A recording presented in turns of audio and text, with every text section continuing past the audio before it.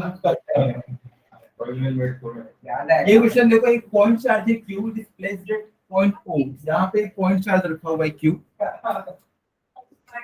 ध्यान दो, यहाँ पे एक पॉइंट चार्ज रखा हुआ है Q और पूछ रहा है कि is the potential at point A that is BA is greater, smaller और equal to the potential at B।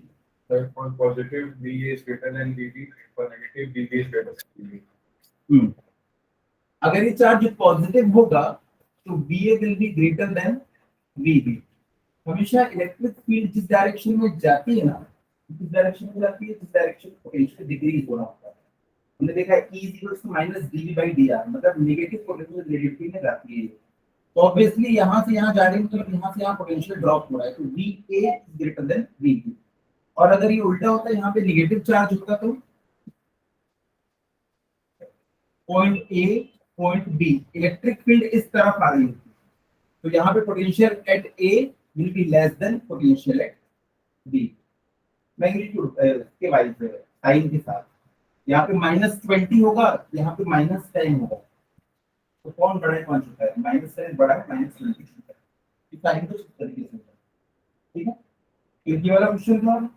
इसके बाद ये वाला क्वेश्चन है, ये बहुत इंपॉर्टेंट क्वेश्चन है। एक डाउट था, मैं पिछली बार मुझे बताया थे कि जैसे अगर प्लस को किया माइनस को रख देंगे पूरा डायमेंशन ही चेंज जाएगा चार्ज का। तो जैसे पिछले क्वेश्चन में आप लोग यहाँ पर प्लस क्यू का आंसर पॉइंट ए पे 20 वोल्ट का है, पॉइंट बी पे 30 वोल्ट का आंसर। ये इसमें कुछ कम होगा ना, 10 वोल्ट है, 20 का इतना लेते तो मैं वहाँ पर सेम माइनस क्यू रखता हूँ और ए बी को डिस्टर्ब ना करूँ, तो ए बी नेगेटिव हो जाएंगे। ये पॉइंट इमेजिनरी पॉइंट है स्पेस में। अब देखो, ये हमारी अर्थ है, इससे यहाँ पे थोड़ी दूरी पे हाइट h पे पोटेंशियल कितना होता है? GH पोटेंशियल होता है। अगर मैं अर्थ को हटा के मून को रख दूं तो इस पॉइंट पोटेंशियल चेंज होगा या नहीं चेंज हो जाएगा? क्योंकि पोटेंशियल इस पॉइंट पे किसके कारण है? इस बॉडी के कारण।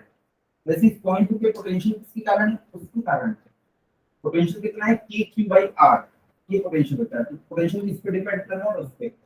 अगर मैं बोलूं पोटेंशियल एनर्जी कितनी है, तो आप पोटेंशियल एनर्जी किसी बॉडी की होगी, और इलेक्ट्रोस्टैटिक्स पढ़ रहे हैं तो पोटेंशियल एनर्जी किसकी होगी? किसी चार्ज की होगी। तो यहाँ पे अगर कोई छोटा सा चार्ज होगा स्मॉल q, यहाँ पे पोटेंशियल कितना होगा? KQ/R। इस पॉइंट के, इस चार्ज के कारण इस पॉइंट पे इतना पोटेंशियल, इस बॉडी के कारण इस पॉइंट पे इतना पोटेंशियल है। यहाँ पे अगर कोई छोटा सा चार्ज Q होगा तो उसके पास पोटेंशियल एनर्जी कितनी हो जाएगी? KQ/R। बस इससे मल्टीप्लाई करना होता है। जैसे यहाँ पे आप करते थे, अगर कोई छोटा सा मास m है तो उसके पास पोटेंशियल एनर्जी कितनी हो जाएगी? पोटेंशियल को आप मास से मल्टीप्लाई करते थे, वैसे यहाँ पोटेंशियल को आप किससे मल्टीप्लाई कर दोगे? चार्ज से। तो पोटेंशियल किसके ऊपर डिपेंड कर रहा है? ये वाला जो चार्ज है उसके ऊपर। अगर वो नेगेटिव हो जाएगा तो पोटेंशियल नेगेटिव हो जाएगा। उसके बाद नेक्स्ट और वेरी इंपॉर्टेंट क्वेश्चन है कि उसके पहले पोटेंशियल एनर्जी हमने देख लिया, किसी भी पॉइंट की पोटेंशियल एनर्जी कितनी होती है तो उस चार्ज से मल्टीप्लाई करते हैं। तो क्वेश्चन में ये बोल रहा है कि ये देखो, ये एक एक्चुअल ट्रायंगल नहीं है, 3 चार्जेस हैं। एक चार्ज यहाँ पे रखा हुआ है, एक यहाँ पे, एक यहाँ पे, एक इक्विलेटरल ट्रायंगल टाइप हमको दिख रहा है जिसकी साइड्स L है। तो पूछ रहा है कि अगर आप ये चाहते हैं कि obtain the expression for the magnitude of resultant electric force निकाल लेंगे, find out the amount of work done separate the charges at infinite distance. दो टाइप के क्वेश्चन पूछ सकते हैं। पहला पूछेगा कि ये अरेंजमेंट बनाने के लिए आपको कितना वर्क करना पड़ेगा, और दूसरा क्वेश्चन ये पूछ सकता है कि ये पहले से सिस्टम बना हुआ है, इसको डिसइंटीग्रेट करके आप इनफिनिट डिस्टेंस पे सब चार्जेस को लेके जाना चाहते हैं तो आपको कितना वर्क करना पड़ेगा। हाँ, दोनों में सेम अमाउंट ऑफ वर्क लगेगा। इनफिनिट से को यहाँ लाके सिस्टम बनाने में जितना हमको एनर्जी लगेगी ना, उतनी एनर्जी इनको उठा के वापस से इनफिनिट में पुट करना चाहिए। ठीक है, तो सबसे पहले देखते हैं कि ये जो चार्ज का सिस्टम है, इसमें नेट इलेक्ट्रिक फोर्स कितना आ रहा है, वो भी किसके ऊपर? चार्ज Q के ऊपर, यानी कि इसके ऊपर इलेक्ट्रिक फोर्स की डायरेक्शन किधर है और उसका मैग्नीट्यूड कितना है। तो यहाँ पे दिया हुआ है चार्ज माइनस, यहाँ पे चार्ज है -4Q, यहाँ पे चार्ज है 2Q, और यहाँ पे चार्ज है क्या? Small q। चलो, इसके ऊपर पूछा है कि किस डायरेक्शन में फोर्स लगने वाला है। तो इसके ऊपर फोर्स किसके कारण लगेगा? किसके कारण लगेगा और किसके कारण लगेगा? ये नेगेटिव है, ये पॉजिटिव चार्ज है, तो डायरेक्शन ऑफ फोर्स क्या होगी इसके ऊपर? Towards this charge. और फोर्स की वैल्यू कितनी हो जाएगी? K क्यू अपॉन इनके बीच की डिस्टेंस का स्क्वायर, ये हो गया फोर्स। इसको मैंने नाम दे दिया, ये है F1। ये पॉजिटिव चार्ज है, ये भी पॉजिटिव चार्ज है, तो फोर्स, रिपल्शन का फोर्स लगेगा। और फोर्स की डायरेक्शन क्या होगी? फोर्स की डायरेक्शन हम कैसे निकालते हैं? दोनों चार्जेस को जोड़ देते हैं और इसी में डायरेक्शन कैसी होगी? अवे।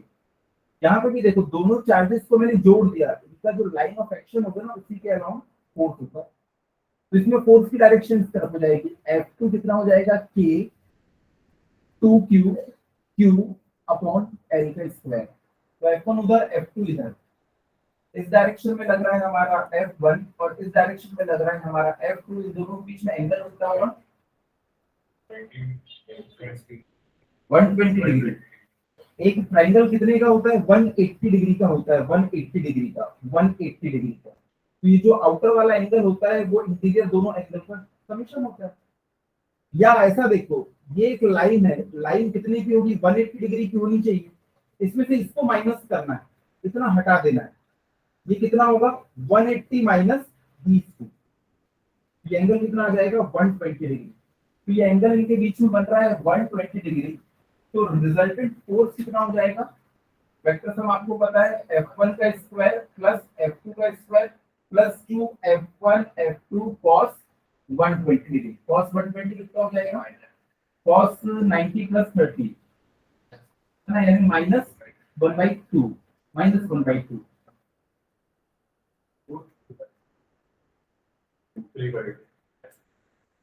नहीं ना, cos 120 को हम क्या लिख सकते हैं? cos 90 plus 30। तो ये क्या बन जाएगा? माइनस साइन 30 बनेगा ना, तो साइन 30 कितना? 1/2। तो माइनस 1/2 की जगह पे आ जाएगा माइनस 1/2। तो फोर्स भी क्या हो जाएगा? F1 square plus F2 square minus 2 तो कट गया F1 F2। वैल्यूज पुट कर देंगे, आ जाएगा। तो ये तो लगेगा उसके ऊपर नेट फोर्स। तो डायरेक्शन कैसे निकालेंगे? डायरेक्शन कैसे निकाल सकते हो?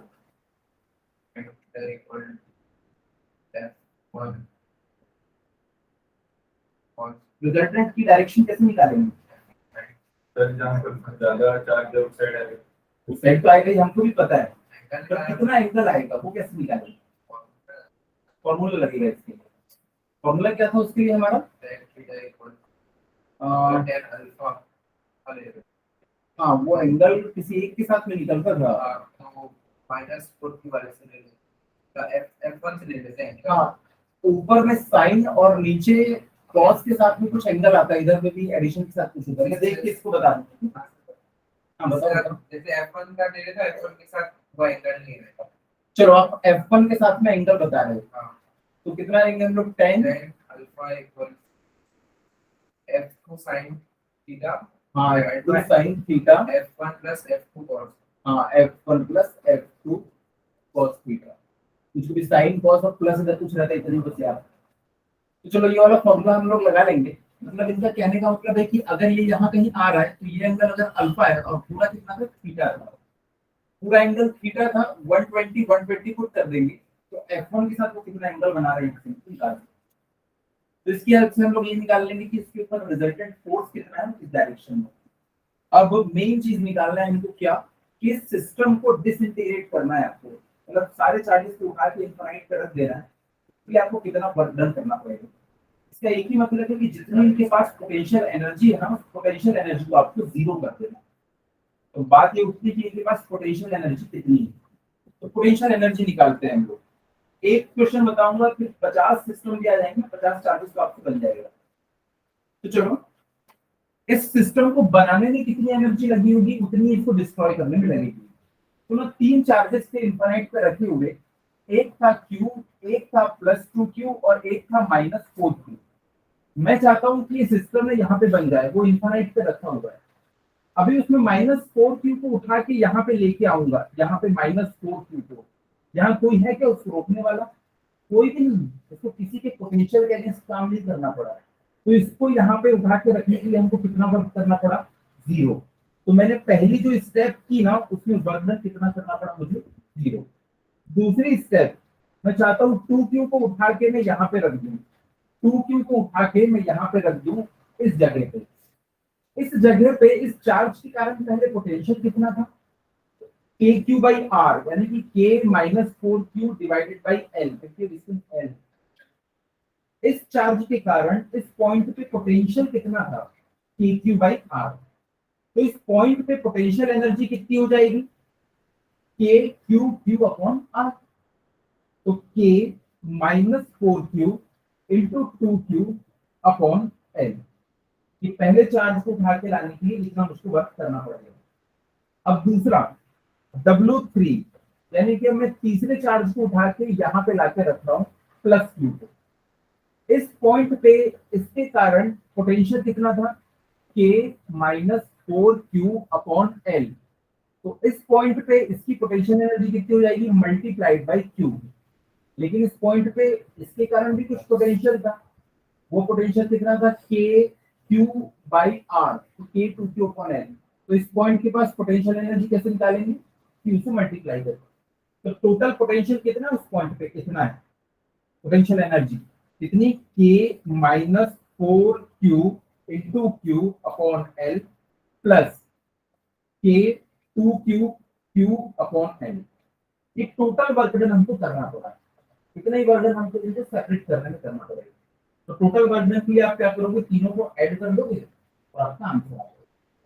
ठीक है, अब देखो यहाँ पे टोटल कितने टर्म्स आए, 1 2 और 3, 3 टर्म्स आए। कई बार ऐसा हो सकता है कि हम कोई टर्म को भूल सकते हैं, हो सकता है कि 4 चार्जेस होते हैं तो हम भूल जाते हैं। तो टोटल कितने टर्म आएंगे हमारे पास, n माइनस 1 बाई 2, कितने टर्म आएंगे। अभी टोटल चार्जेस कितने थे, 3, तो इसमें वैल्यू पुट करो 3 minus 1 divided by 2, 3 into 2 cut गया 3। देखो 3 टर्म्स आए हैं, 1 2 और 3। अगर यहाँ पे 4 होते तो चलो, ये है Q1, ये है Q2, ये है Q3, ये है Q4। कितने टर्म्स आएंगे यहाँ पे, 6 टर्म्स आएंगे। ठीक है, कैसे लिखूंगा वो सारे टर्म्स को, तो देखो पहले Q1 के साथ में कौन आएगा, Q2, फिर Q1 के साथ में कौन आएगा, Q3, फिर Q1 के साथ में कौन आएगा, Q4। Q1 के साथ जो जो आ सकते थे वो खत्म हो गया। अब Q2 के साथ में कौन आएगा, Q3 आएगा, क्योंकि Q1 तो पहले ही आ चुका है। तो क्या आएगा, Q1 सॉरी Q2 Q3। अब Q2 के साथ कौन आएगा, Q4। अब आएगा Q3 के साथ कौन आएगा, Q4, क्योंकि 2 और 3 तो पहले ही आ चुके हैं। 1 2 3 4 5 6, टोटल 6 पेयर बनेंगे। पहला क्या हो जाएगा, K Q1 Q2 upon L। दूसरा क्या हो जाएगा, K Q1 Q3 upon L। तीसरा क्या हो जाएगा, K Q1 Q2 upon L। जो भी डिस्टेंस है इनके बीच की, Q1 और Q2 के बीच में डिस्टेंस कितनी है, L। लेकिन Q1 और Q3 के बीच में डिस्टेंस L नहीं, L रूट 2 है, क्योंकि ये भी L और ये भी L, तो ये कितना हो जाएगा, L रूट 2। तो बस वो ध्यान देते ना, L रूट 2। ऐसे करके आप सबके लिए लिख सकते हैं। 10 चार्ज भी दे देगा तो बिना आप डायग्राम भी पूरा से बना दोगे। सर्किल को कितनी,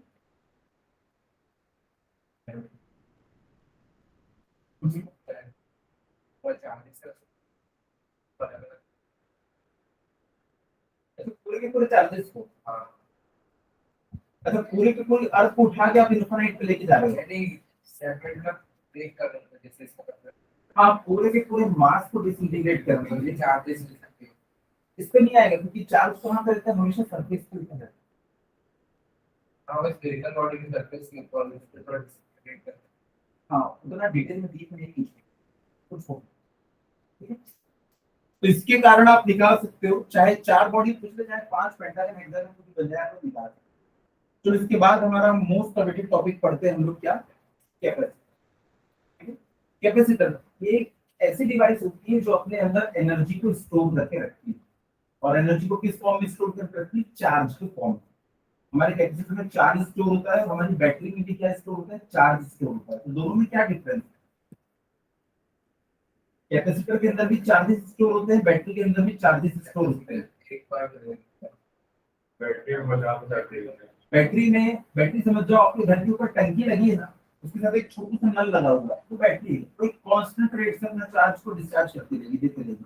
लेकिन कैपेसिटर ऐसा नहीं है, जितना भी चार्ज उसके पास में है ऑल ऑफ अ सडन पूरा चार्ज को इकट्ठे ले लेता है। तो देखो, अगर आपके कैमरे में फ्लैश है, फ्लैश के टाइम पे ना बहुत ज्यादा एनर्जी की जरूरत होती है, और कैमरे की बैटरी एक साथ उतनी एनर्जी नहीं दे सकती। तो पता है वो कहाँ लेके रखती है, वो कैपेसिटर को धीरे धीरे धीरे धीरे करके चार्ज कर देती है, और कैपेसिटर के पास सफिशिएंट एनर्जी आती है, वो ऑल ऑफ सडन देके तुरंत फ्लैश दे देता है। तो कैमरे में, पंखे में और जितने भी इलेक्ट्रिक अप्लायंसेस हैं सब में कैपेसिटर का यूज होता है। Capacitor is a device used for storing electrical energy या electrical charge and supplies at once. यही डिफरेंस है बैटरी और कैपेसिटर के बीच में। ये जनरली इसमें दो कंडक्टर्स होते हैं close proximity and insulated from each other. अगर इंसुलेशन नहीं होगा तो भी कांटेक्ट आएंगे, अलग अलग चार्ज नेगेटिव पॉजिटिव न्यूट्रल हो जाएगा, ठीक है। वैसा कैपेसिटर हमको पंखे में देखने के लिए मिलता है। यहाँ सबसे ऊपर एक चीज लिखी हुई है 2.5 माइक्रोफैरेड। तो कैपेसिटर होगा तो उसकी कैपेसिटी होगी, इसको हम लोग फैरेड में मेजर करते हैं। फैरेड बहुत बड़ी फैरेड बहुत बड़ी यूनिट है, बहुत बहुत ज्यादा बड़ी। तो हम लोगों को जो जरूरत पड़ती है वो कैसी पड़ती है, micro farad, pico farad, nano farad. Farad बहुत बड़ी यूनिट। अब देखो कुछ इंपॉर्टेंट चीजें हैं जिसके कारण ये टॉपिक पढ़ना हमारे लिए इजी हो जाएगा। ये चीजें आपको ध्यान में रखनी है। पहली है net electric field inside the conductor is zero. चलो यहाँ पे एक इलेक्ट्रिक फील्ड लगा दी मैंने, इस इलेक्ट्रिक फील्ड में मैंने एक बहुत अच्छा कंडक्टर रख दिया, ये है वो एक कंडक्टर। अब देखो इलेक्ट्रिक फील्ड इस डायरेक्शन में है, मतलब पॉजिटिव इस तरफ होगा, नेगेटिव उस तरफ होगा, हमें पॉजिटिव नेगेटिव जाती है। तो अगर ये बहुत अच्छा कंडक्टर है तो इसके पास बहुत सारे फ्री इलेक्ट्रॉन्स भी होंगे, तो सारे के सारे फ्री इलेक्ट्रॉन्स जितने भी नेगेटिव हैं सब के सब इधर आ जाएंगे, इधर वाले पॉजिटिव से अट्रैक्ट होंगे, और जितने भी पॉजिटिव चार्जेस है ना वो इस तरफ चले जाएंगे। होगा क्या, पॉजिटिव से नेगेटिव इसमें अंदर की तरफ खुद एक इलेक्ट्रिक फील्ड जनरेट हो जाएगा। जितना इलेक्ट्रिक फील्ड बाहर में लगा है उतना ही इलेक्ट्रिक फील्ड अंदर में लग जाएगा, और अपोजिट डायरेक्शन में है। तो EO is equals to EI। अगर ये कंडक्टर है तो उसके अंदर ही इतने सारे चार्जेस अवेलेबल होते हैं, तो कंडक्टर के अंदर नेट इलेक्ट्रिक फील्ड कितना हो गया, जीरो। जितना उस डायरेक्शन में उतना ही इस डायरेक्शन में, तो कंडक्टर के अंदर इलेक्ट्रिक फील्ड कितनी होगी, जीरो। हाँ डिस्टेंस पे डिपेंड करता है ना यूनिवर्सिटी, तो कंडक्टर के अंदर तो कम डिस्टेंस ट्रैवल करेगा, और जबकि ज़्यादा डिस्टेंस ट्रैवल करके देखो जितना इलेक्ट्रिक फील्ड इसको यहाँ पे फील होगा ना, ये उतना ही इलेक्ट्रिकली इसमें इलेक्ट्रिक फील्ड अंदर जनरेट होती है। जैसे जैसे इसको इलेक्ट्रिक फील्ड में दूर लेके जाओगे, इलेक्ट्रिक फील्ड का कम होने लगता है, पोटेंशियल होगा, पोटेंशियल कम होने लगेगा, तो ये भी उतना ही कम चार्ज होगा, उसमें उतने ही नेगेटिव चार्जेस इधर आएंगे और उतने ही कम पॉजिटिव चार्जेस उधर जाएंगे। तो इसके अंदर electric field exactly equal generate होती है जिस इलेक्ट्रिक फील्ड में रहता है। ये कंडक्टर की खास बात है, जिस इलेक्ट्रिक फील्ड में रहेंगे अपने में से खुद ऐसी इलेक्ट्रिक फील्ड जनरेट कर देंगे कि नेट इलेक्ट्रिक फील्ड क्या हो जाती है, जीरो। तो ये सबसे इंपॉर्टेंट चीज है। आगे चल के हम लोग पैरेलल कैपेसिटर में एक स्लैब डालने वाले हैं कंडक्टिंग मटेरियल की, एक डाइलेक्ट्रिक भी डालेंगे, कंडक्टिंग मटेरियल भी डालेंगे, इससे देखेंगे इसका कैपेसिटेंस बढ़ता है या कम होता है। निकालिए पहला पॉइंट, नोट करते चलो, कम से कम नींद नहीं आएगी, पीडीएफ तो मिल जाएगा। तो पहला point, net electric field inside a conductor. बाद में डाइलेक्ट्रिक दिखाऊंगा, उसमें तो कुछ ना कुछ फील्ड रहेगी, तो याद रखना कंडक्टर के अंदर इलेक्ट्रिक फील्ड जीरो होती है। Net electric field inside a conductor is zero. इसका बहुत यूज करना है इनको भी आगे से। Net electric field inside a conductor is zero. Next, net charge inside a conductor is zero. मैं ये नहीं बोल रहा हूँ कि इसके अंदर चार्ज जीरो है, मैं बोल रहा हूँ नेट चार्ज जीरो है। अगर ये एक मेटल कंडक्टर भी है तो जितने इसके अंदर में नेगेटिव चार्ज होंगे उतने ही इसके अंदर में पॉजिटिव चार्ज होंगे, जितने इसके अंदर में नेगेटिव चार्ज है उतने ही इसके अंदर पॉजिटिव चार्ज होंगे, पर ये न्यूट्रल है। तो देखो net charge inside the conductor कितना आ गया, Q is equals to zero. एक अनचार्ज्ड कंडक्टर है, मतलब न्यूट्रल कंडक्टर है। न्यूट्रल कब होगा, उसके अंदर जितने नेगेटिव है उतनी पॉजिटिव है। तो net charge inside the conductor आ गया जीरो। अगर मैंने किसी कंडक्टर को कुछ चार्ज दे भी दिया, मान लो मैंने पॉजिटिव चार्ज दिया, तो ये पॉजिटिव चार्ज हमेशा कहाँ पे चला जाता है, सरफेस के ऊपर, कभी भी अंदर लाई नहीं करता है। जितना भी इसको चार्ज दोगे ना, वो चार्ज कहाँ चले जाता है, ऊपर की तरफ चला जाता है सरफेस में। ऐसा क्यों, अंदर क्यों नहीं रहता? चलो मैंने मान लिया ये अंदर यहाँ पे रहेगा, तो इसके बीच में रिपल्शन का फोर्स लगेगा और एक दूसरे से मैक्सिमम डिस्टेंस पे जाने की कोशिश करेंगे और कहाँ पहुंच जाएंगे, सरफेस के ऊपर। तो दूसरी इंपॉर्टेंट चीज है, तो अभी भी देखो ये सबके सब तो सरफेस पे पहुंच गए, तो अभी भी कंडक्टर के अंदर नेट चार्ज कितना है, 0। तो net charge inside the conductor is 0। Charge always resides on the outer surface of conductor, ये चीज भी हमको याद रखना है। किसी भी बॉडी को, किसी भी मेटल को आप चार्ज करते हो ना, तो उसमें जितना भी चार्ज है वो उसकी सरफेस पे चले जाता है, चाहे नेगेटिव चार्ज हो चाहे पॉजिटिव चार्ज हो, ये हमेशा हमेशा इसकी सरफेस पे ही लाई करता है। Next, electric field just outside the charge conductor is normal to the surface of conductor. यहां पे देखो, यहाँ पे मैंने एक कंडक्टर बनाया, ये मैंने एक कंडक्टर बनाया। अब इसके ऊपर पूरा पॉजिटिव चार्ज है, मान लो इसके ऊपर पॉजिटिव चार्ज है, तो इसके पास जो इलेक्ट्रिक फील्ड होगी वो किस डायरेक्शन में होगी, हमेशा इस सरफेस के परपेंडिकुलर, हमेशा इस सरफेस के ऊपर परपेंडिकुलर। यहाँ पे देखोगे ना कि इसके ऊपर परपेंडिकुलर मिलेगा, हमेशा परपेंडिकुलर, ये इसकी प्रॉपर्टी। अच्छा एक बात बताओ, परपेंडिकुलर क्यों होता है? चलो मैंने मान लिया कि ना परपेंडिकुलर नहीं है, फॉर एग्जांपल इस पॉइंट पे परपेंडिकुलर नहीं है और इलेक्ट्रिक फील्ड ना थोड़ा इस डायरेक्शन में। अब क्योंकि ये परपेंडिकुलर नहीं है, तो इसके ऊपर देखो ये इसका नॉर्मल हो गया, ये इसके ऊपर टेंजेंट आ गई। तो देखो एक एंगल के ऊपर है ये एंगल पे, तो यहाँ पे इसका, इस इलेक्ट्रिक फील्ड का एक कंपोनेंट आ जाएगा क्या, ई कॉस थीटा, और यहाँ पे क्या आ जाएगा, ई साइन थीटा। जब जब इलेक्ट्रिक फील्ड होती है तब तब एक फोर्स आता है, हमें पता है फोर्स इज इक्वल टू क्या होता है, Q into E.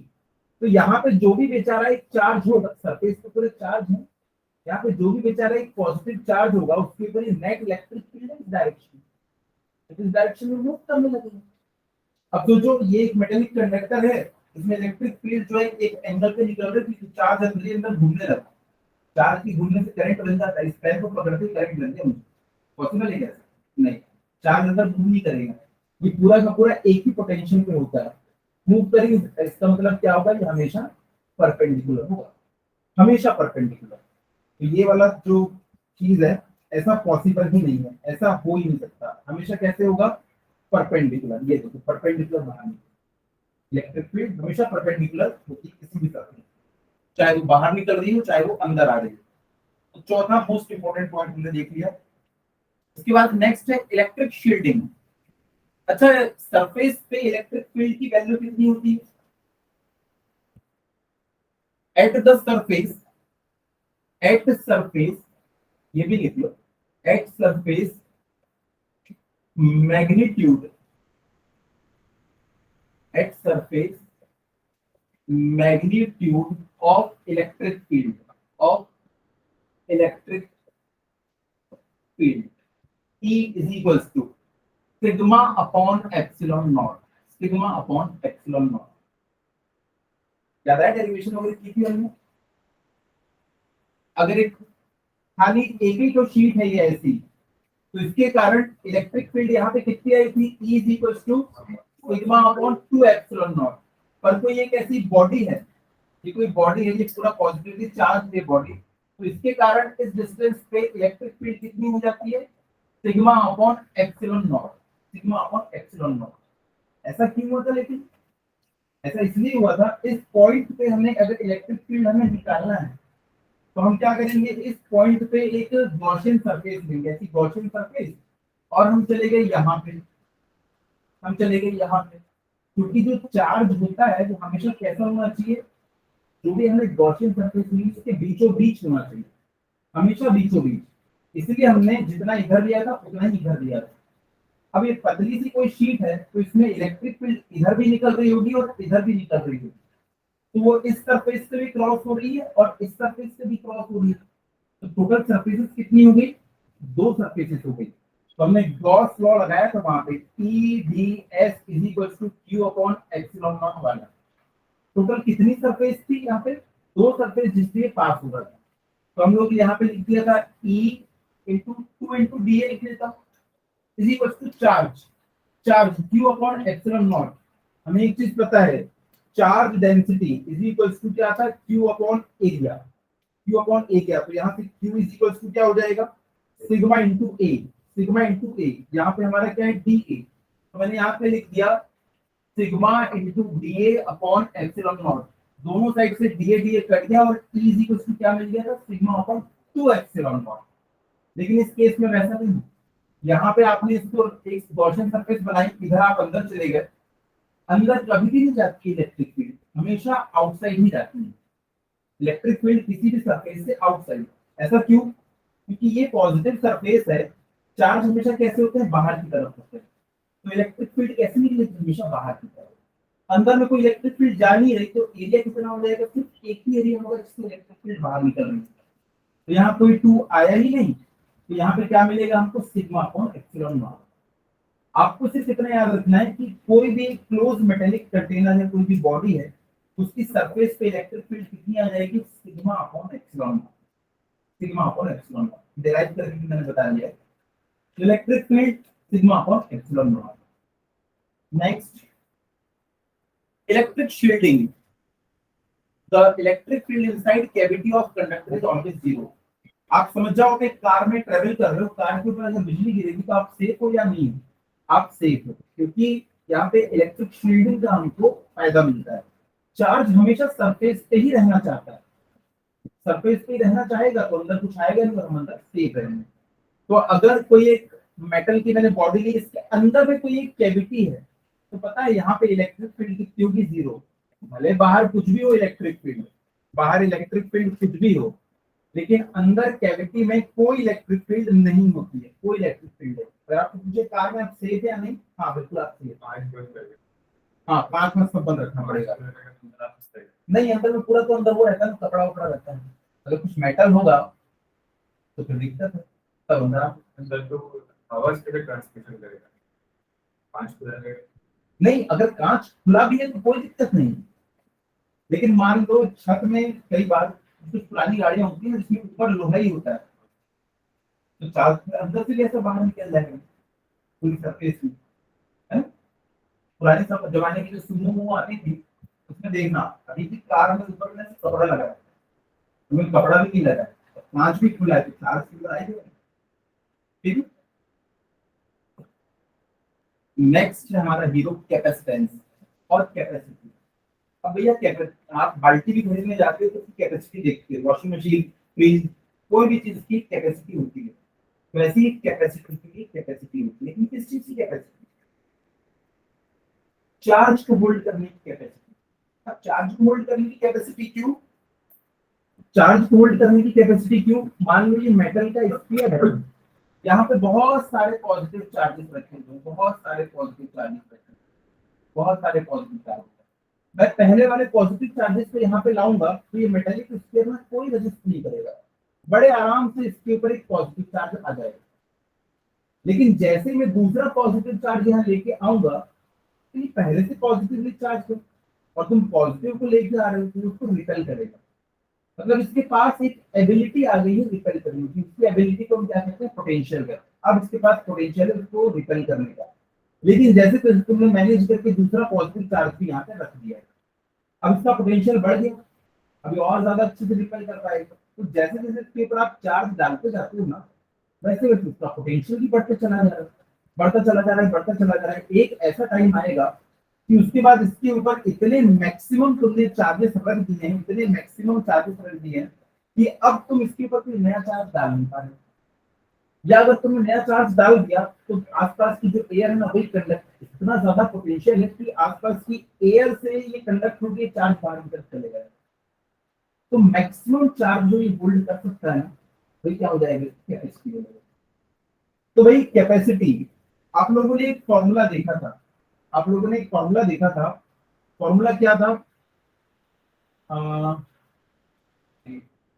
V is equal to के क्यू बाई आर, फॉर्मूला याद है पोटेंशियल। तो यहाँ पे देखो के एक कांस्टेंट चीज है, और अगर डिस्टेंस सेम है तो आर भी कांस्टेंट हो जाएगा। तो ये पूरा एक कांस्टेंट है। तो b इज इक्वल टू, ये कांस्टेंट क्या होता है पता है, 1/c, 1/c इंटू क्यू। इसी c को हम कैपेसिटेंस कहते हैं। तो यहाँ से हम लोग लिख सकते हैं c is equal to Q by V, c is equal to Q by V. या उल्टे तरीके से भी देख सकते हो, अगर किसी स्फीयर का आपको पोटेंशियल बढ़ाना है तो उस पर आपको चार्ज डालना पड़ेगा। ये एक स्फीयर था, अभी इसके पास कोई पोटेंशियल नहीं है, पॉजिटिव आएगा इसको बड़े आराम से एक्सेप्ट कर लेगा। लेकिन जब आपने इसके ऊपर बहुत सारे पॉजिटिव चार्जेस डाल दिए तो इसका पोटेंशियल बढ़ गया है। तो पोटेंशियल जो रहता है वो बढ़ता है, वो किस पे डिपेंड करता है, क्यू के ऊपर डिपेंड करता है। जितने ज्यादा चार्जेस होंगे उतना ज्यादा पोटेंशियल होगा। तो यहाँ पे एक कांस्टेंट इंट्रोड्यूस कर देते हैं हम लोग सी वी। तो यहाँ से C इज इक्वल टू क्या आ जाता है, Q अपॉन V। यही C क्या कहलाता है, कैपेसिटेंस या कैपेसिटी। इसकी दो definition, measure of conductor's ability to store charges. एक बाल्टी की कैपेसिटी क्या होगी, मेजर ऑफ बाल्टीज एबिलिटी टू स्टोर पानी, है ना, यहाँ पे चार्ज स्टोर करना है। या capacity of body is charge required to raise its potential by unit. ये क्या कहलाता है, इसी से आपको निकालना है। तो हमारा पहला फॉर्मूला आ चुका है कौन सा, P is equal to Q upon V, P is equal to Q upon V। और इससे पहले भी एक फॉर्मूला आ चुका है। आज की क्लास में नंबर 1 फॉर्मूला हमारा क्या आया था, E is equal to sigma upon epsilon naught. दूसरा फॉर्मूला आ चुका है C is equal to Q upon V। दो फॉर्मूले आ चुके हैं दादा जी।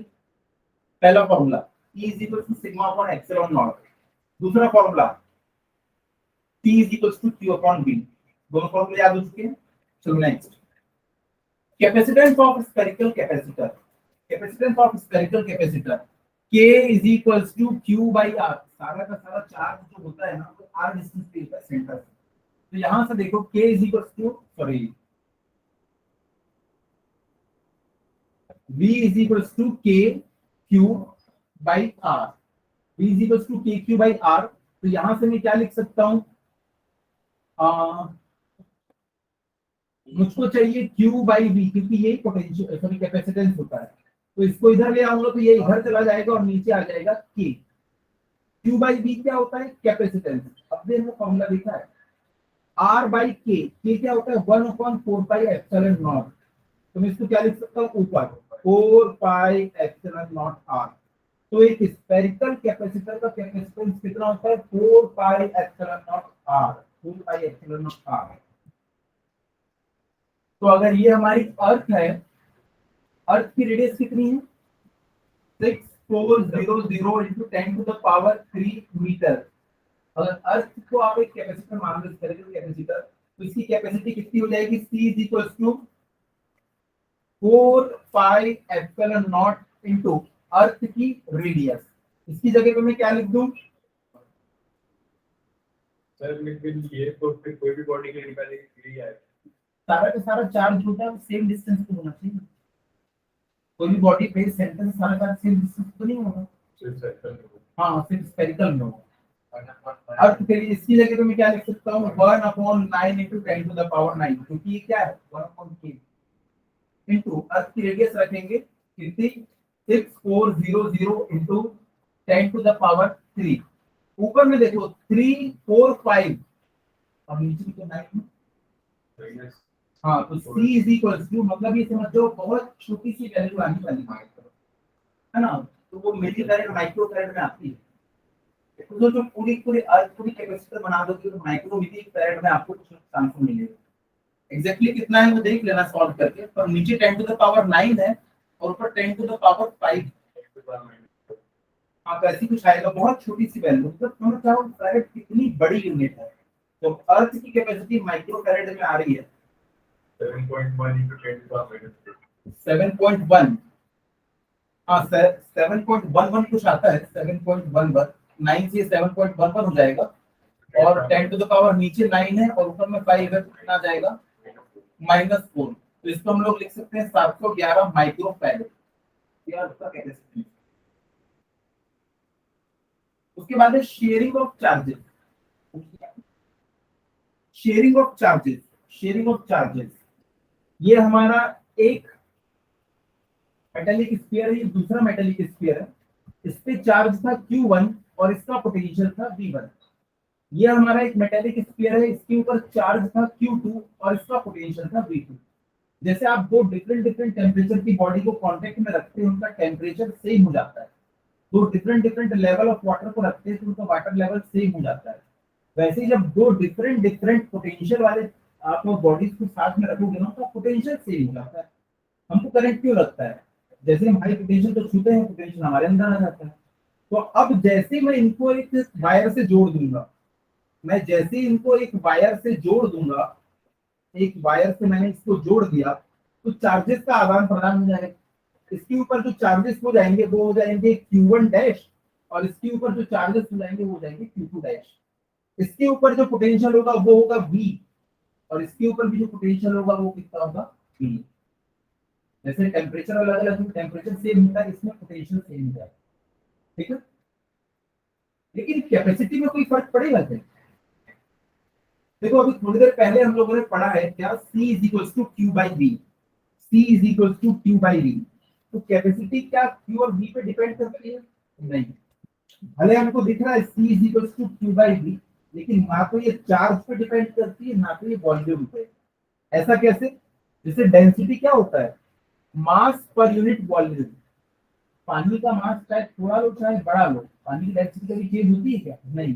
ये रेशियो पे डिपेंड करती है डेंसिटी। तो जैसे जैसे आप चार्ज बढ़ाओगे ना वैसे वैसे अपने आप पोटेंशियल बढ़ता चला जाएगा, और ये रेशियो हमेशा कांस्टेंट होता है, हमेशा कांस्टेंट। तो कैपेसिटी ना तो चार्ज पे डिपेंड करती है ना तो इसके पोटेंशियल पे, तो किस चीज पे डिपेंड करती है?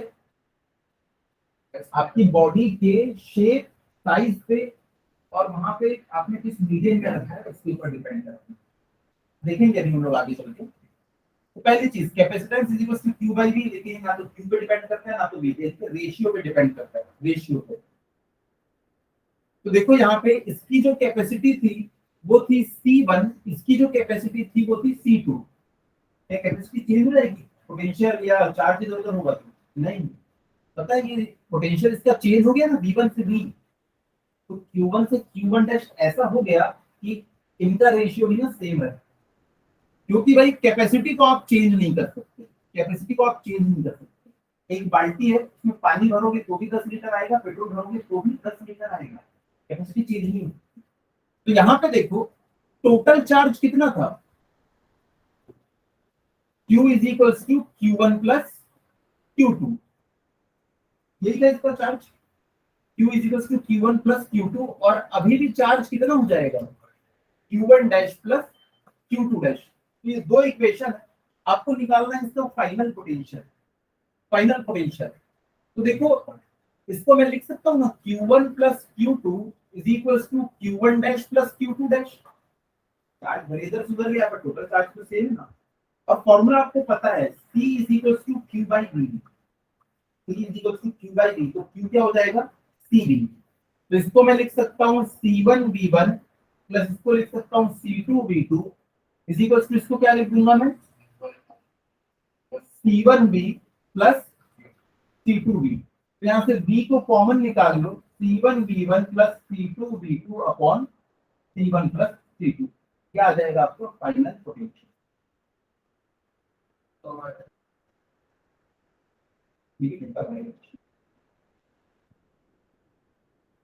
अगर चार्जेस नेगेटिव होंगे तो नेगेटिव आ जाएगा। अच्छा एक बात बताओ, आपके पास पोटेंशियल आ गया, अगर फिर पूछेगा कि Q1 और Q2 डैश की वैल्यू निकालो तो निकाल सकते हैं। हमारे पास C1 और C2 है और V की भी वैल्यू है, Q2 dash upon V is equal to C2, Q1 dash upon V is equal to C1। ये कॉमन पोटेंशियल क्वेश्चन पूछता रहता है, कॉमन पोटेंशियल निकालो। तो ये आ गया हमारा common potential, sharing of charges topic, कोई है। अच्छा नेक्स्ट क्वेश्चन है, two spheres of radius this and this having equal charges 75 microcoulomb on each, दोनों के ऊपर same charges. When these are connected by a thin wire then find common potential V। हाँ V आप निकाल सकते हैं। तो V का हम लोगों ने अभी फॉर्मूला देखा है, V का फॉर्मूला क्या था, C1V1 plus C2V2 upon C1 plus C2। इस फॉर्मूले का यूज करेंगे आप लोग, फिर कॉमन पोटेंशियल निकाल सकते हैं।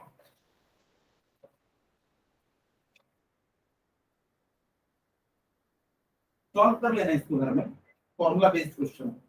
हम लोग अगले पे चलते हैं, parallel plate capacitor. Parallel plate solve हो जाएगा क्वेश्चन हमारा, फॉर्मूला तो बता दिए।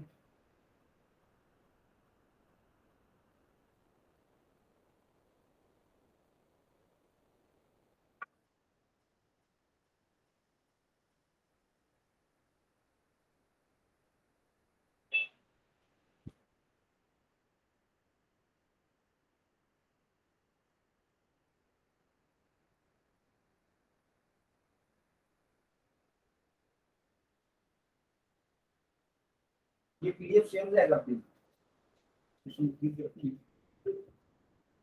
नेक्स्ट हमारा पैरेलल प्लेट कैपेसिटर है। अगला हमारा पैरेलल प्लेट कैपेसिटर है। ये तीन फॉर्मूला इसमें यूज होते हैं।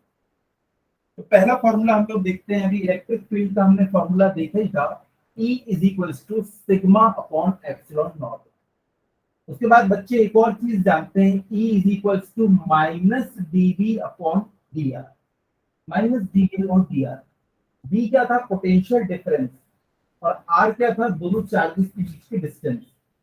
तो देखो अगर यहाँ पे मैंने दो शीट्स यूज किए हैं, दो शीट्स मैंने अगर यूज किए हैं, एक के ऊपर मान लो पॉजिटिव चार्ज है, एक के ऊपर नेगेटिव चार्ज है, इनके बीच की जो डिस्टेंस है वो है d। दोनों के बीच में जो पोटेंशियल का डिफरेंस है वो है b, और दोनों के बीच में जो डिस्टेंस है वो है d। मैग्नीट्यूड लेता हूं मैं तो E इज इक्वल टू क्या बन जाएगा, v अपॉन d। इसके थ्रू बहुत सारे हमारे क्वेश्चन सॉल्व होंगे। E is equal to minus dv upon dr। यहाँ पे माइनस साइन क्या इंडिकेट करता है कि इलेक्ट्रिक फील्ड की डायरेक्शन क्या होती है, हमेशा डिक्रीजिंग पोटेंशियल की तरफ होती है। हमें पता है, हमें माइनस साइन की जरूरत नहीं है। माइनस साइन ये क्यों इंडिकेट करता है, माइनस को हमने उड़ा दिया। चलो अब इनके बीच का पोटेंशियल डिफरेंस कितना होगा, इनके ऊपर पोटेंशियल आया कैसे, आपने इसको 12 वोल्ट या 15 वोल्ट की बैटरी से लगाया होगा तभी तो आया ना। तो पोटेंशियल हमको पता है V, और इनके बीच की डिस्टेंस भी हमको पता है। तो E इज इक्वल टू क्या हो जाता है, V बाई D। अब यार E is equal to sigma upon epsilon naught है, और E is equal to V by D भी है। तो दोनों को हम आपस में इक्वेट कर देते हैं। जैसे हम इनको आपस में इक्वेट करेंगे, V upon D is equal to क्या हो जाएगा, सिग्मा अपॉन एप्सिलॉन नॉट। एक बात याद रखना, जब जब आपको कैपेसिटेंस निकालना है, पहले आपको ना पोटेंशियल निकालना, पोटेंशियल निकालो, Q अपॉन V करो, आंसर। तो यहाँ पे मैं सबसे पहले क्या निकालूं, V निकाल लेता हूँ। तो V इज इक्वल टू क्या हो जाएगा, sigma D upon epsilon not. अब कैपेसिटेंस इज इक्वल टू क्या होता है, Q अपॉन V। तो कैपेसिटेंस इज इक्वल टू क्या हो जाएगा, Q upon sigma D upon epsilon not. जहाँ पे सिग्मा क्या चीज है, surface charge density. Charge density यानी कि चार्ज पर यूनिट एरिया। तो Q सिग्मा की जगह पे मैं क्या लिख सकता हूँ, Q सिग्मा की जगह पे मैंने लिख दिया charge per unit area. D तो वैसे ही है, एप्सिलॉन नॉट भी वैसे ही है। Q से Q कट जाएगा, और C इज इक्वल टू क्या बचेगा, A epsilon not upon D। Most important formula, A epsilon not upon D। तो हमने इसका डेरिवेशन भी देख लिया कैसे आया, और ये फॉर्मूला भी हम लोगों ने याद कर लिया। हो गया, इस फॉर्मूले को हमें नोट करना है। तो लास्ट जो ये वाला कैसे होगा, ये वाला सिग्मा जो होता है वो है चार्ज डेंसिटी।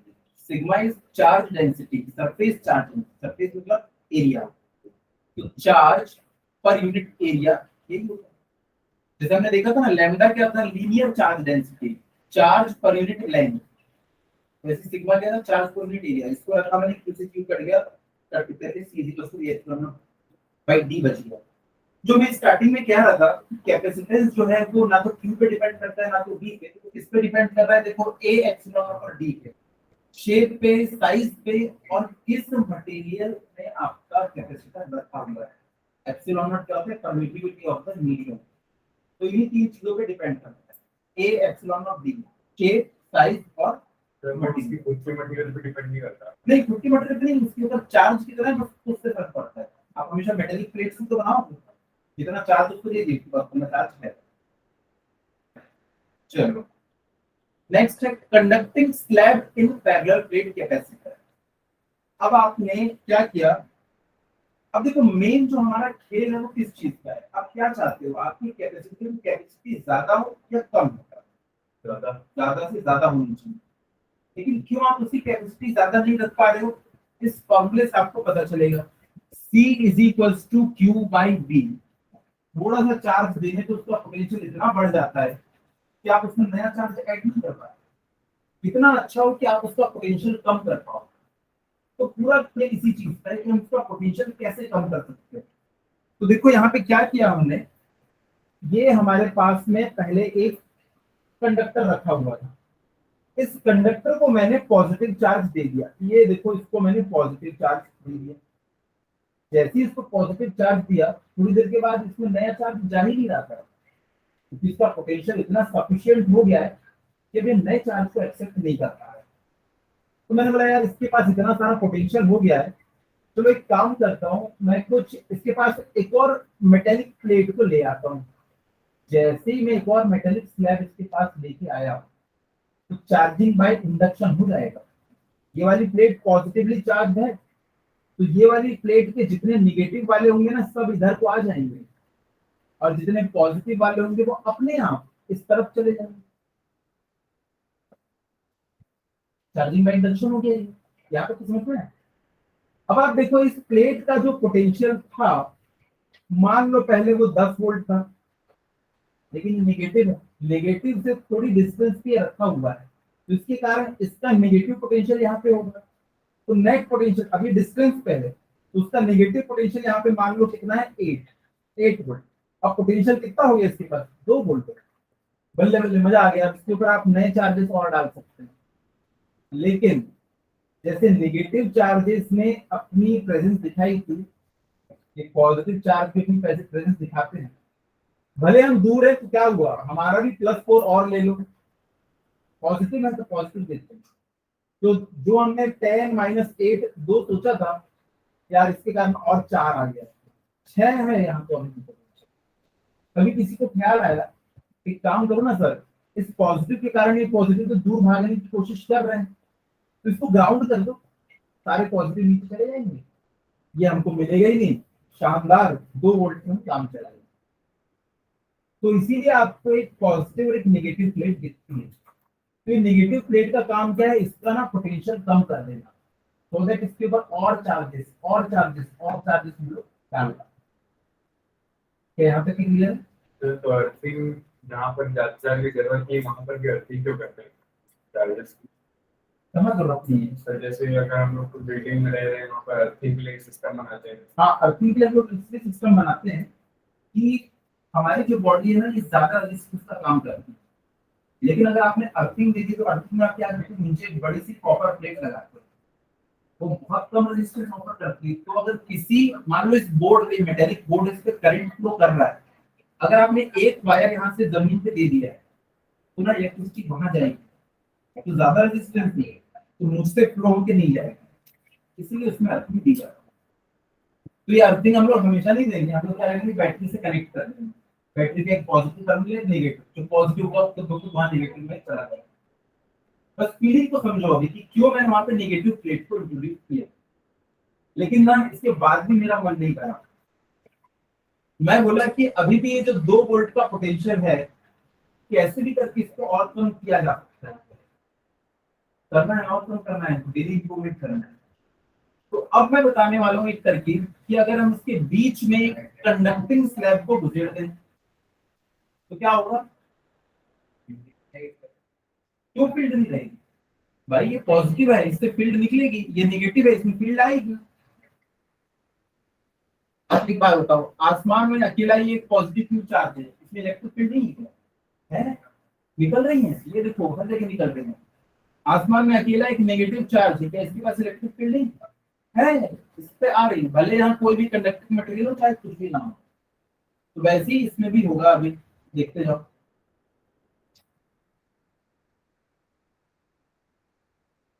तो देखो ये है हमारी पॉजिटिव प्लेट और ये है हमारी नेगेटिव प्लेट। ये हमारी नेगेटिव प्लेट, इसके बीच में मैंने इंसर्ट कर दिया एक टी थिकनेस वाली कंडक्टिंग स्लैब। इनके बीच की जो डिस्टेंस थी वो थी डी, और अभी इनके बीच में एक मैंने टी थिकनेस की इंसर्ट कर दिया एक कंडक्टिंग प्लेट। अब देखो यहाँ पे क्या फर्क पड़ने वाला है। पहले जो इलेक्ट्रिक फील्ड पूरी यहाँ से यहाँ तक की थी, बीच में एक ऐसा स्पेस आ गया है, ये कंडक्टिंग मटेरियल कंडक्टिंग स्लैब है, इसके अंदर इलेक्ट्रिक फील्ड कितनी होगी? एक कंडक्टिंग स्लैब के अंदर, एक कंडक्टिंग स्लैब के अंदर इलेक्ट्रिक फील्ड कितनी हो जाएगी? Net electric field inside the conductor is 0। तो जो बीच में टी थिकनेस का हम लोगों ने स्लैब रखा है उसके अंदर कोई इलेक्ट्रिक फील्ड है ही नहीं, इसके अंदर कोई भी इलेक्ट्रिक फील्ड नहीं है, इसके अंदर कोई भी इलेक्ट्रिक फील्ड नहीं है। तो देखो इलेक्ट्रिक फील्ड नेट कितने डिस्टेंस में? D minus T. पहले इलेक्ट्रिक फील्ड पूरे के पूरे डी में थी, अब यहाँ पे है और यहाँ पे है, तो इलेक्ट्रिक फील्ड अब कितने स्पेस में? D minus T. तो जो आप लोग फॉर्मूला देख रहे हो ये वाला, पहले E is equal to V by D, अब E is equal to, sorry यहां से मैं क्या लिख सकता हूँ? V is equal to E D minus T, V is equal to D minus. तो हमारा जो कैपेसिटेंस है C इज इक्वल टू क्या होता था? Q upon V, Q upon V, Q upon V। अब देखो E की जगह पे मैं क्या लिख सकता हूँ? Sigma upon epsilon not. इसकी जगह पे मैं लिख सकता हूँ क्या? Sigma upon epsilon not D minus T. मैंने आपको बोला है हर बार कैपेसिटेंस निकालने के लिए मुझे पोटेंशियल निकालना है, बस पोटेंशियल जैसे जैसे मैं निकाल लूं तो आंसर आ जाएगा। तो Q अपॉन V, तो C इज इक्वल टू मैं क्या लिख सकता हूँ यहाँ से? Q upon sigma upon epsilon not D minus T. हाँ, सिग्मा की जगह पे फिर से हम लोग क्या लिख देंगे? Q by A। Q से Q कट जाएगा, A एप्सिलॉन नॉट ऊपर चढ़ जाएगा, तो C इज इक्वल टू क्या मिला? A epsilon not upon D minus T. A epsilon naught D minus T. पहले कितने मिल रही थी हमको capacitance? A epsilon not upon D। इस बार डिनोमिनेटर को और कम कर दिया हमने, मतलब कैपेसिटेंस बढ़ चुका, कैपेसिटेंस यहाँ पे बढ़ चुका है। कितना बढ़ चुका है क्या यहाँ से देख के बता सकते हैं? हाँ, देख के बता सकते हैं। C is equal to A epsilon naught, D को कॉमन निकाल लो तो क्या बचेगा? 1 माइनस T अपॉन D। और यही क्या है? ये पुराना वाला कैपेसिटेंस था, उसको C नॉट नाम दे देते हैं पुराने वाले कैपेसिटेंस को। तो C इज इक्वल टू क्या आ जाएगा? C not upon 1 minus T by D। ये बात आप भी जानते हो कि D का गैप है, तो इसके बीच में जो प्लेट होगी वो D से कम की तो होगी, राइट? T तो हमेशा D से छोटा होगा ना। अगर T हमेशा D से छोटा होगा तो ये तो हमेशा 1 से कम देगा। 1 से कम, 1 में से माइनस होगा तो 1 से कम वैल्यू मिलेगी। तो हमेशा हमको क्या मिलेगा? C greater than C not. तो आने वाली कैपेसिटी से बढ़ रही कैपेसिटी। तो अगर आपको पूछ ले ऐसी ऑब्जेक्टिव में भी, हाँ बस ये कंडक्टिंग मटेरियल होना चाहिए, कंडक्टिंग। तो अगर आपसे ऑब्जेक्टिव वगैरह में भी पूछ दे कि एक पैरेलल प्लेट कैपेसिटर में दोनों प्लेट्स के बीच में हमने एक कंडक्टिंग मटेरियल गुजर दिया है, तो उससे उसकी कैपेसिटी में क्या फर्क पड़ेगा? मैक्सिमम बच्चे इसमें उसमें दिख करके आते हैं कि इसकी कैपेसिटी जो है कि अनअफेक्टेड रहेगी, क्योंकि अंदर तो इलेक्ट्रिक फील्ड वगैरह होती नहीं है, ऐसा सोच के। तो इसका आंसर क्या है? उसकी कैपेसिटी बढ़ जाएगी। चलो इसके बाद डाइलेक्ट्रिक मटेरियल। 3 टाइप के मटेरियल होते हैं। जैसे बच्चे 3 टाइप के होते हैं, एक पढ़ने वाले, एक बदमाशी करने वाले, एक होते हैं जैसा माहौल। अच्छे लोगों के साथ बैठ गए तो अच्छे से पढ़ाई किए, बुरे लोगों के साथ बैठ गए तो मस्ती कर। तो एक कंडक्टर होते हैं, वो तो हमेशा कंडक्शन, वो हमेशा कंडक्ट करेंगे। ये तो अच्छे बच्चों के लिए मैंने बताया ना, वो सबसे छुपा रुस्तम में क्लास है।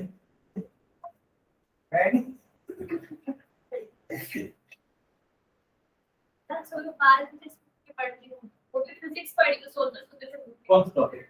आज मैं पढ़ी तो इंडक्टेंस वाला चैप्टर पढ़ी, उसमें मेरा सिर्फ 2 बचा है, म्यूचुअल इंडक्टेंस और मैक्सिमम कंडक्टेंस। कोशिश किया करो जो यहाँ पे मैं रिवाइज कराने वाला हूँ, मैं वही पढ़ के हाँ, आया ये मैंने यही बोला था, बट कल मेरा कीबोर्ड है, हाँ इतने चक्कर पूरा पूरा आ रहा है। पूरा वर्ड्स आ रहे हैं। डजंट मैटर, मैं बोली कि आपको सब एक बात है। चलो यहाँ ध्यान दो। डाइलेक्ट्रिक मटेरियल, तीन टाइप के मटेरियल, एक होते कंडक्टर, एक होते इंसुलेटर और एक होते डाइलेक्ट्रिक मटेरियल। वैसे होते तो इंसुलेटर है, लेकिन इसके अंदर ना इलेक्ट्रिक फील्ड आ सकती है। इलेक्ट्रिक फील्ड क्यों इसके अंदर आ सकती है? क्योंकि जब इलेक्ट्रिक फील्ड में होते हैं ना तो ये पोलराइज हो जाते हैं। पोलराइज होने का मतलब क्या होता है? दूध का दूध, पानी का पानी, नेगेटिव एक तरफ, पॉजिटिव एक तरफ। तो देखो डाइलेक्ट्रिक मटेरियल, डाइलेक्ट्रिक मटेरियल में क्या होता है? जो इसके मॉलिक्यूल्स हैं, अब जैसे देखो एक एग्जांपल दे रहा हूँ, HCl, ये है हमारा हाइड्रोजन और इसके साथ में क्या लगा होता है? क्लोरीन। बहुत निगेटिवली चार्ज है, ये पॉजिटिवली चार्ज है, तो इसका पॉजिटिव इधर और इसका निगेटिव इधर, इसके अंदर में देखो बन गया एक डाइपोल। अंशिका पूछती थी बार बार कहाँ होता है डाइपोल, ये डाइपोल, ये देखो ये है पॉजिटिव प्लस क्यू और ये है माइनस क्यू और इनके बीच में देखो गैप भी है, यही गैप क्या है? 2। ये आ गया आपका डाइपोल। इसका डाइपोल मोमेंट कितना हो जाएगा? P। इसकी डायरेक्शन किधर हो जाएगी? नेगेटिव से पॉजिटिव की तरफ। तो यहाँ पे मान लो मैंने HCl भर दिया है इस डाइलेक्ट्रिक मटेरियल, तो ये तो इलेक्ट्रिसिटी का कंडक्टर नहीं है, लेकिन जैसी इलेक्ट्रिक फील्ड अप्लाई होगी, मतलब दोनों प्लेट्स में चार्ज दे दिया, तो पता है ये क्या हो जाएगा? ये इस तरीके से अलाइन हो जाएगा, ये negative positive, negative positive, negative positive. पहले ये कैसा हुआ करता था? नेगेटिव पॉजिटिव, कोई मॉलिक्यूल ऐसा है, कोई पॉजिटिव नहीं, कोई मॉलिक्यूल ऐसा है, कोई पॉजिटिव नेगेटिव, कोई मॉलिक्यूल ऐसा है पूरे सिस्टम में। लेकिन जैसे ही इलेक्ट्रिक फील्ड लगी, इलेक्ट्रिक फील्ड इस डायरेक्शन में, मतलब इधर पॉजिटिव है उधर नेगेटिव है, तो नेगेटिव वाला इधर हो गया, पॉजिटिव वाला उधर हो गया। वैसे ही जितने भी होंगे सब के सब ऐसे ही अलाइन हो जाने वाले हैं, सब के सब negative positive, negative positive, negative positive, negative positive, negative positive.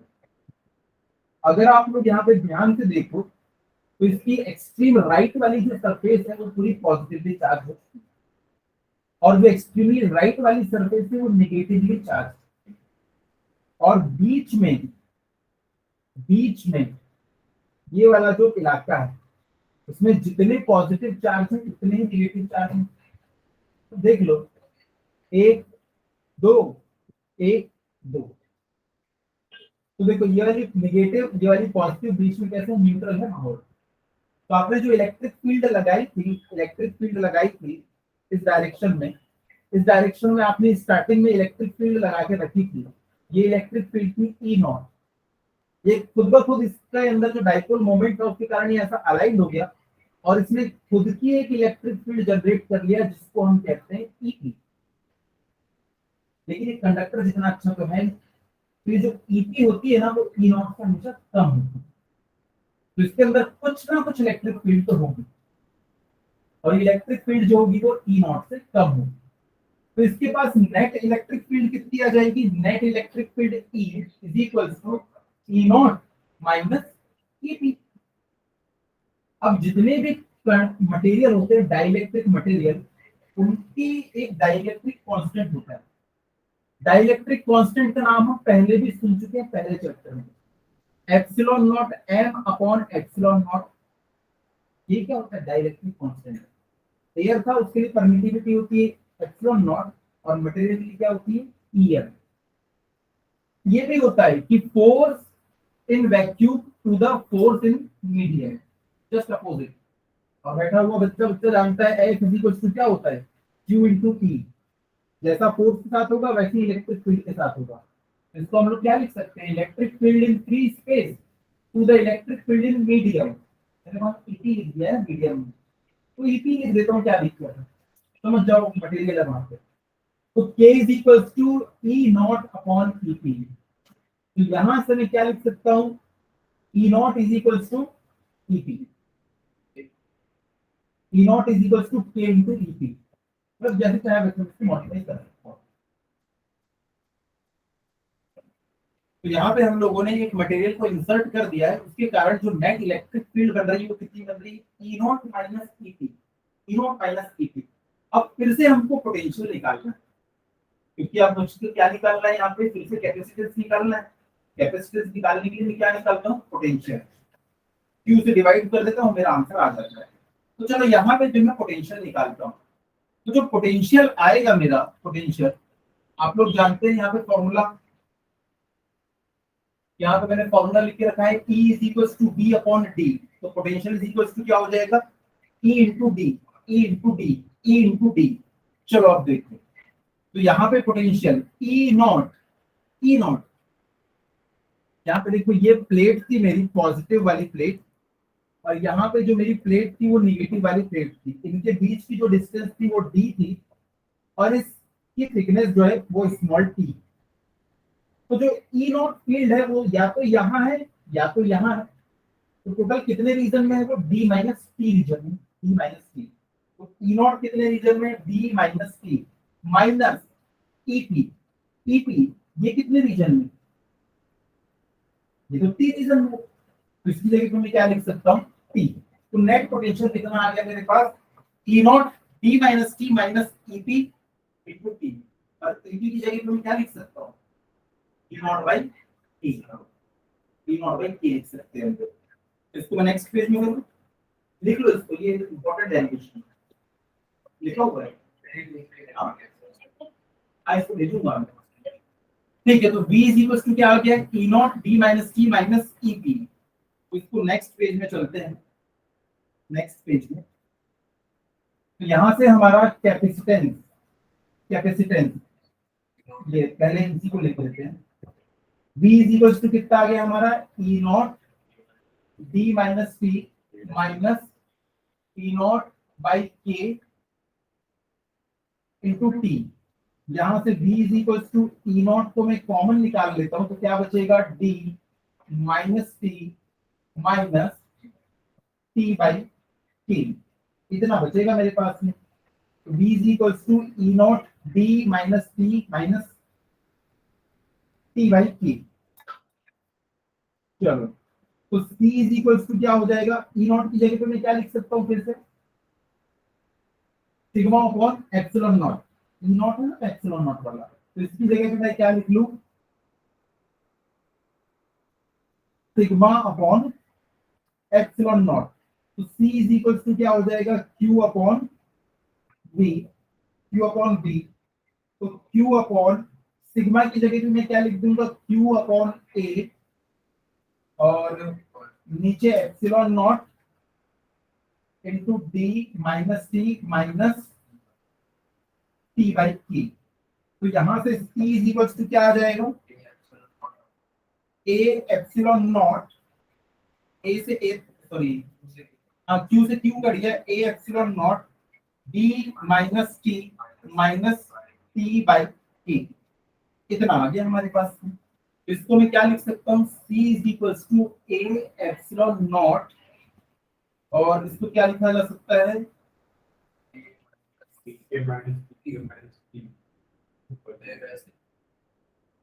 और d minus T minus T plus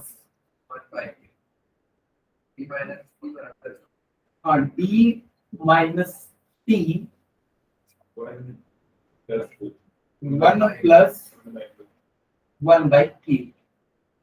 और k की वैल्यू क्या होती है, 1 से ज्यादा होती है, डायरेक्टली कांस्टेंट k की वैल्यू हमेशा 1 से ज्यादा होती है। 1 से ज्यादा तो ये 1 से कम मिलेगा, लेकिन 1 के साथ ऐड होगी 1 से ज्यादा होता है। 1 से ज्यादा into T, D minus T कम हो जाएगा, तो फिर से क्या होगा, कैपेसिटी हमको ज्यादा है। ठीक है सर d 1 से ज्यादा ही रहेगा ना, क्या चीज, d की जो वैल्यू है डिफरेंस की, हाँ डी के बीच में ही तो अंदर में आपको मटेरियल को डालना है, तो टी हमेशा क्या होगा, डी से छोटा ही रहेगा, क्या इक्वल के ऊपर है। ठीक है, चलो next, dielectric material slab in parallel plate capacitor. हाँ वही हमने इंसर्ट कर दिया था। सर d के इक्वल होगा तो कैपेसिटेंस 0 हो जाएगा, डिनोमिनेटर पूरा 0 हो गया फिर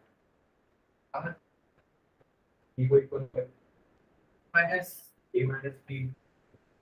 माइनस टी का फॉर्मूला चलो देखते हैं ना। T minus T by T है C is equals to A epsilon naught upon D minus T minus T by D minus T minus T by K। तो C is equals to A epsilon naught, नीचे क्या हो जाएगा D minus D minus D by K। एक minute यार plus आना चाहिए, कुछ गड़बड़ हुई That's कैसे what होगा? common लेके करते हैं। नहीं यहाँ पे ना प्लस आना चाहिए। हाँ वहाँ प्लस आना चाहिए। हाँ तो कुछ इसकी गड़बड़- नोटबुक में भी प्लस लिखा हुआ है। हाँ,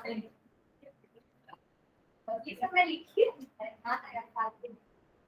हमें पता नहीं पूरे रात को मतलब एक दिन छुट्टी हुआ। अरे गड़बड़ यहीं से है। प्लस नेट पोटेंशियल ड्रॉप, इसका पोटेंशियल ड्रॉप प्लस इसका पोटेंशियल ड्रॉप, नेट इलेक्ट्रिक। तो ये प्लस आगे चल के वही गड़बड़ हो गया। तो यहाँ पे प्लस, यहाँ पे प्लस, यहाँ पे प्लस, तो यहाँ पे आ जाएगा क्या माइनस, वहां पे नेट यहाँ पे माइनस, यहाँ पे प्लस, यहाँ पे प्लस।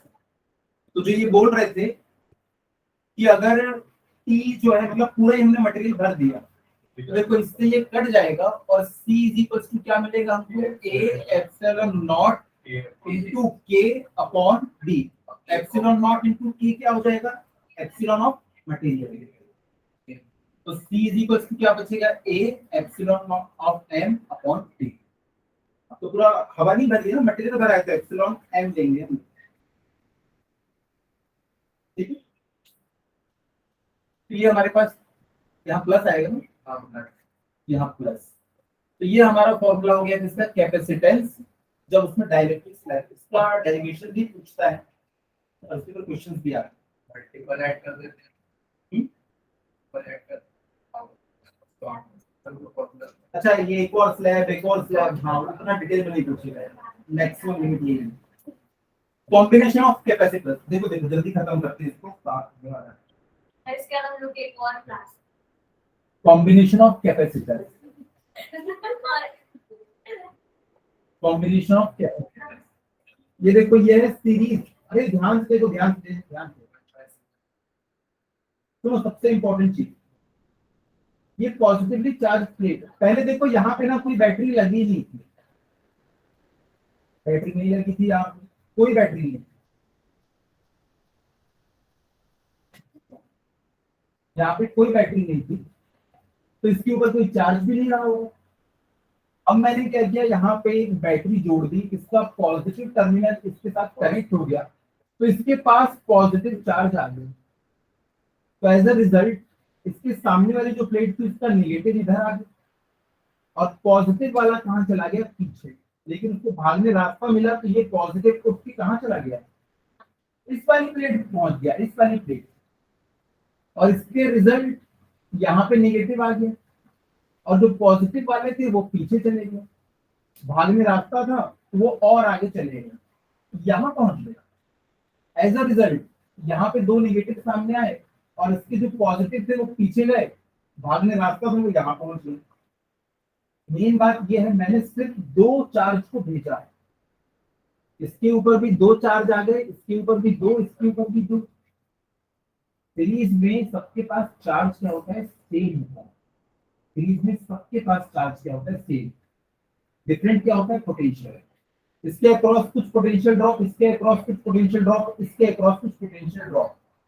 तो मैं लिख सकता हूँ net potential drop is equal to V1 plus V2 plus V3। नहीं ना, सब में Q सेम है, पोटेंशियल सबका अलग अलग, सब में अलग अलग पोटेंशियल ड्रॉप। उसके बाद मुझे फॉर्मूला पता है, Q is equal sorry C is equal to Q by V, C is equal to Q by V। तो यहाँ से V इज इक्वल टू क्या हो जाएगा, Q बाई C। तो यहाँ से मैं लिख सकता हूँ Q by C is equal to Q by C1 plus Q by C2 plus Q by C3। Cut जाएगा तो C इक्विवेलेंट आ जाएगा क्या, 1 by C1 plus so on. Resistance में क्या होता था, इसमें डायरेक्ट ऐड हो जाते थे, लेकिन कैपेसिटर में क्या होता है, उल्टा हो जाएगा। और वैसे ही किसमें हो जाएगा, नेक्स्ट पैरेलल। पैरेलल में ये भाई का तो मुझे पोटेंशियल आगे बढ़ के नीचे गिर यहाँ पे देखो, इसमें जो पोटेंशियल होगा इसमें भी वही, इसमें भी वही। क्यों? क्योंकि इसके दोनों लेग बैटरी से डायरेक्ट जुड़े हैं, इसके भी दोनों लेग बैटरी से डायरेक्ट जुड़े हैं, इसके भी दोनों लेग बैटरी से डायरेक्ट जुड़े हैं। लेकिन तीनों के चार्ज अलग अलग होगा। अगर तीनों की कैपेसिटी अलग अलग है तो इनके पास चार्जेस कैसे होंगे? अलग अलग होंगे। तो मैं लिख सकता हूँ तीनों के पास चार्जेस अलग अलग, Q1, Q2 और Q3। तो मैं लिख सकता हूँ Q net Q1 plus Q2 plus Q3। ये कितना हो जाएगा? CB is equal to C1 V1 plus C2 V2 plus C3 V3, है ना? बी सर से बी तो हाँ, सेम है। बी सबका सेम है, बी सबका कॉमन है। हाँ, तो ये हो जाएगा C equivalent is equal to C1 plus C2 plus C3। काम खत्म इसका। एनर्जी स्टोर्ड इन कैपेसिटर, इसका डेरिवेशन आप लोग के सिलेबस से हट गया है ना? बताए अब करवा दिया हूं मैंने, अभी भी करवा दूं। नहीं कि आपको डायरेक्ट फॉर्मूला याद रखना है। ये पहला वाला फॉर्मूला Q²/2C, एक ही याद रखना, बाकी सब याद रखना। मुझे सबसे इजी लगता है कौन सा वाला फॉर्मूला? ये वाला, हाफ CV²। तो हाफ LV² पढ़ते हैं ना तुम काइनेटिक एनर्जी, वैसे हाफ QV CV²। ठीक है, इसकी डायरेक्ट हमको अब इस क्वेश्चन को सॉल्व करना है।